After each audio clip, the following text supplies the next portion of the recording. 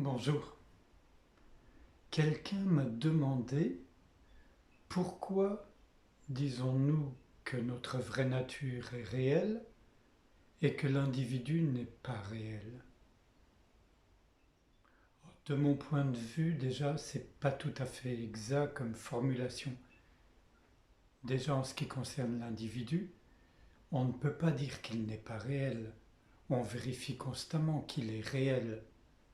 On a des sensations, elles sont bien réelles quand on a une douleur quelque part. On le sait quand on a une émotion forte, négative ou positive d'ailleurs. On le sait. Donc l'individu tel qu'on le vit est bien réel. Il y a un corps qui naît, qui grandit, qui finit par s'éteindre, et tout ça c'est bien réel. Ce qu'on veut dire par l'individu n'est pas réel, c'est que l'idée qu'on s'en fait n'est pas réelle, elle est complètement imaginaire, fantasmée. Mais l'individu est réel, vous êtes réel, je suis réel.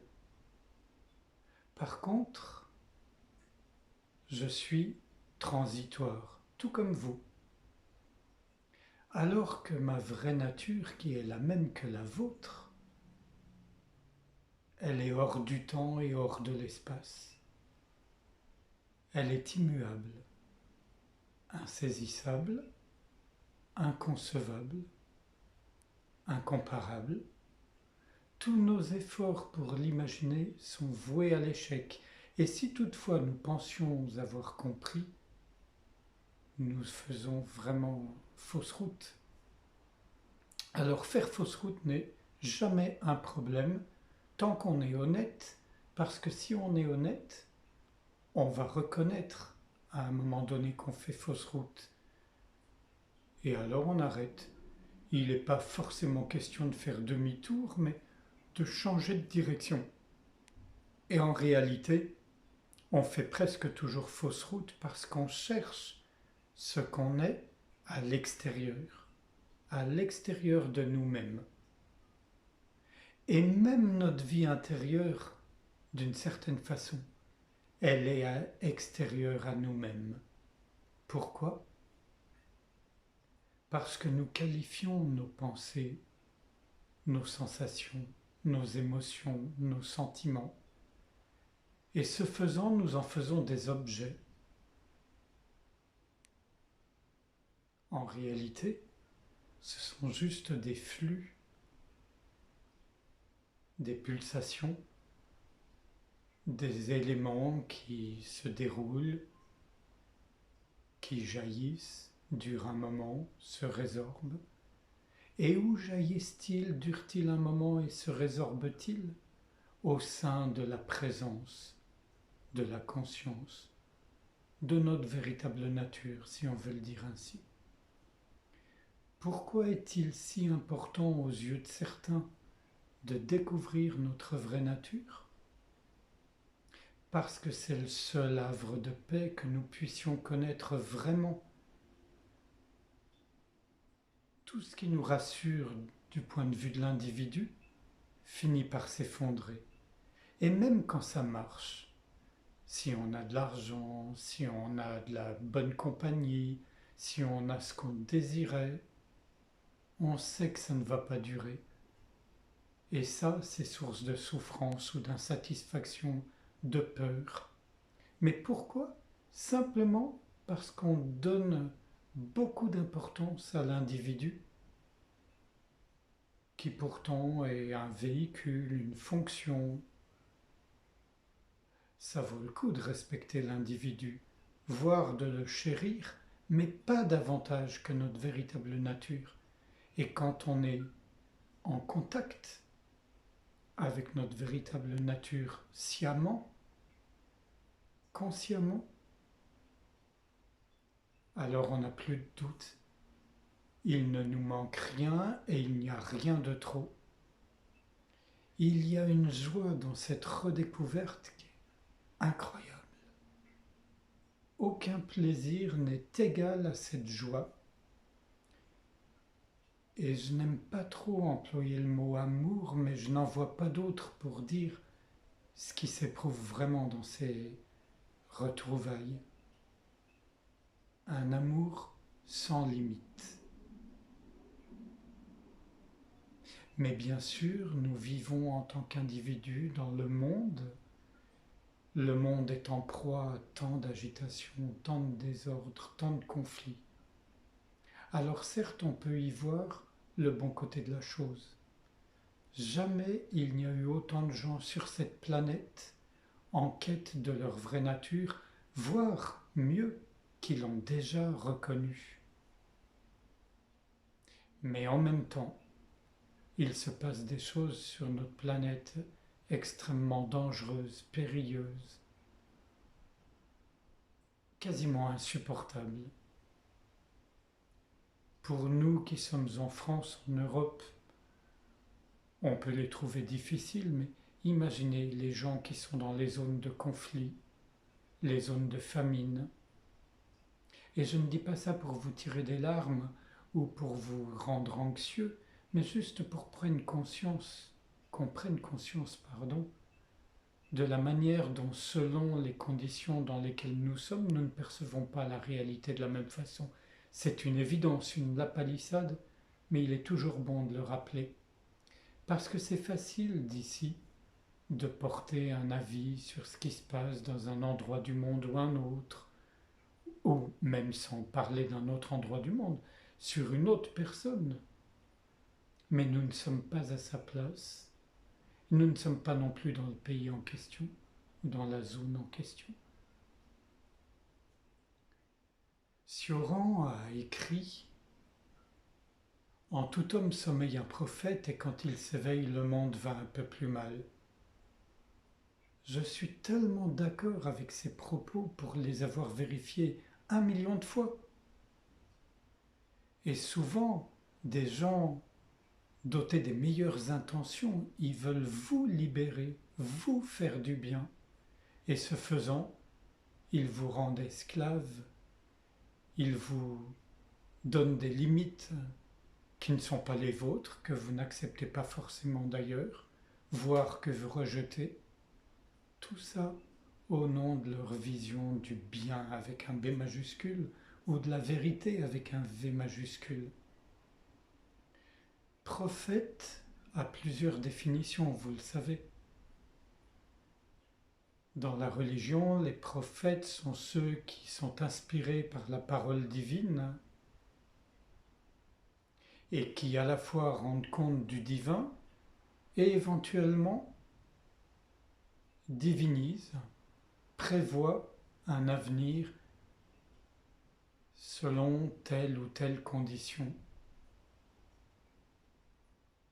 Dans un autre sens, prophète est celui ou celle qui est, disons, un peu en avance, un peu d'avant-garde. Mais dans tous les cas, le prophète qui est en nous, n'est-ce pas ce qui dit, cette petite voix qui dit « J'ai raison, mes opinions sont les bonnes, les tiennes le sont moins, voire sont fausses ».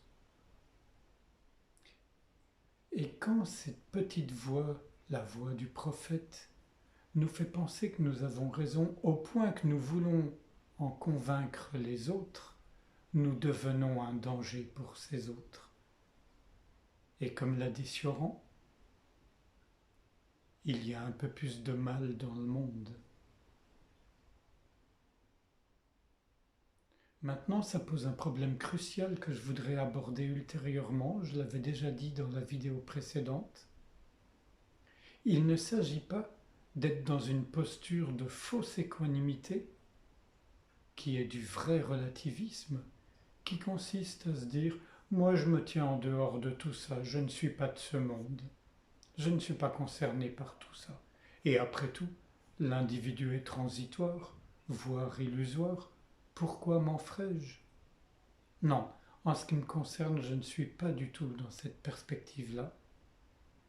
J'assume mon rôle d'être humain sur cette planète. Je fais beaucoup d'erreurs, j'essaie d'en faire moins. Mais je n'ai aucune illusion, aucun fantasme de perfection en tant qu'humain, parce que la perfection, elle est déjà là, en tant que présence intemporelle, en tant que soi, en tant que conscience, mais en tant qu'individu, c'est absolument impossible, en tout cas de mon point de vue, du point de vue de l'expérience qui est la mienne. Par contre, si je considère que ça vaut la peine d'améliorer cet individu, de tenter de le mettre en harmonie avec ce que lui révèle sa nature profonde, alors ce serait dommage de s'en priver. Mais loin de moi donc l'idée de relativiser au sens négatif du terme. Relativiser, c'est vraiment bien quand ça nous permet de ne pas stresser trop, de ne pas faire une montagne de rien, de ne pas nous noyer dans un verre d'eau. En revanche, quand il s'agit d'intervenir, de prendre des décisions qui ne concernent pas que nous d'ailleurs, alors là, en ce qui me concerne, je trouve indécent, voire obscène, de relativiser. Il nous est demandé d'assumer notre rôle d'humain. En tout cas, c'est comme ça que je le vois. Mais un humain qui est éclairé même un tout petit peu par la reconnaissance de sa nature. Vous ne croyez pas qu'il agit déjà un peu différemment de quand il était ou s'il était sous l'emprise des pulsions ou des réflexes égoïques? Moi, si j'en suis convaincu. Me permettez-vous une nouvelle petite expérience, assez brève? Je vous invite à soit fermer les yeux, soit les ouvrir. Je répète que, de mon point de vue, les yeux fermés facilitent la sensibilité quand on n'est pas familiarisé avec l'écoute et l'ouverture, ou avec le regard au-dedans.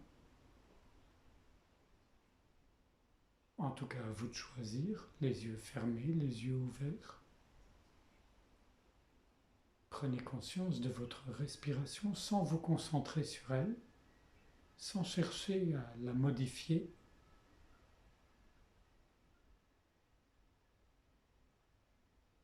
Puis prenez conscience de la globalité de votre corps.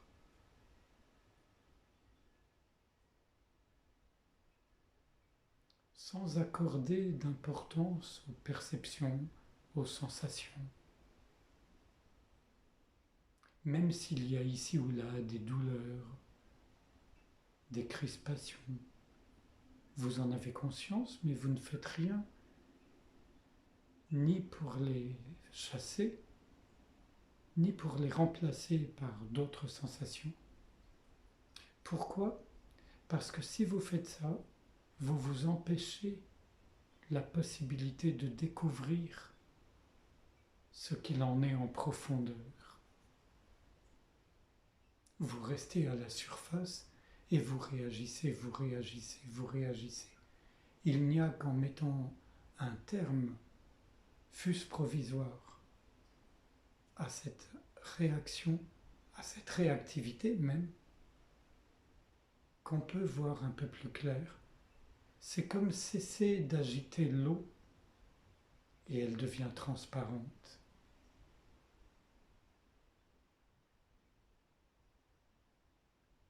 Donc la respiration, la globalité du corps.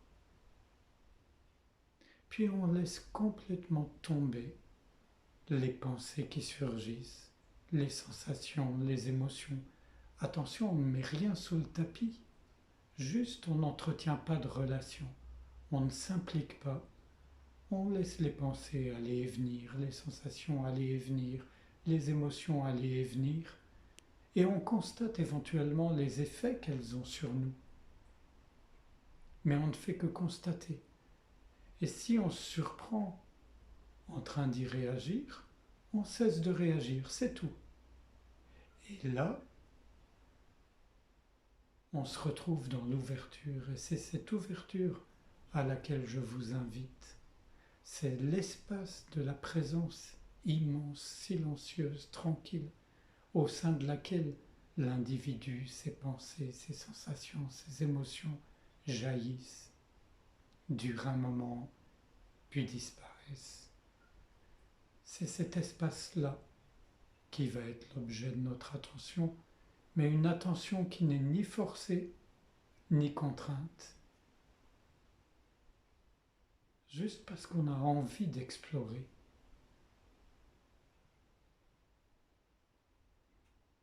Soyons des explorateurs de notre propre vie.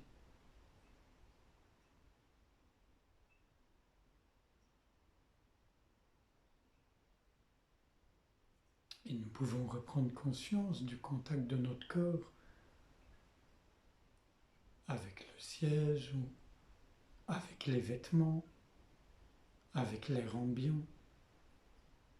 Reprendre conscience de nos 5 sens sans nous concentrer, juste on porte attention, les yeux et la vue, les oreilles et l'audition, les sons, le nez et les odeurs, la peau et le toucher,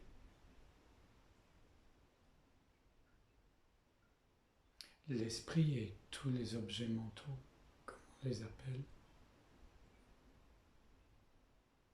Reprendre conscience à la fois de la perception qu'on a de soi-même et de notre environnement immédiat.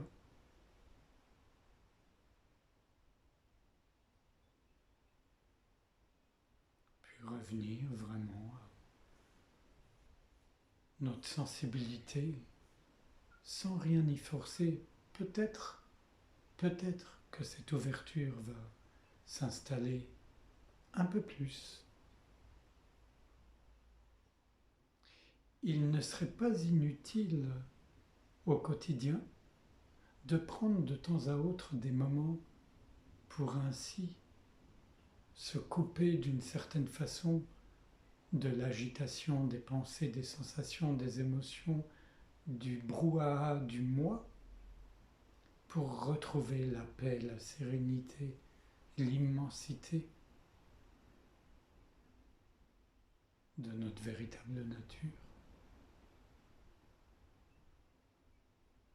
Je vous remercie.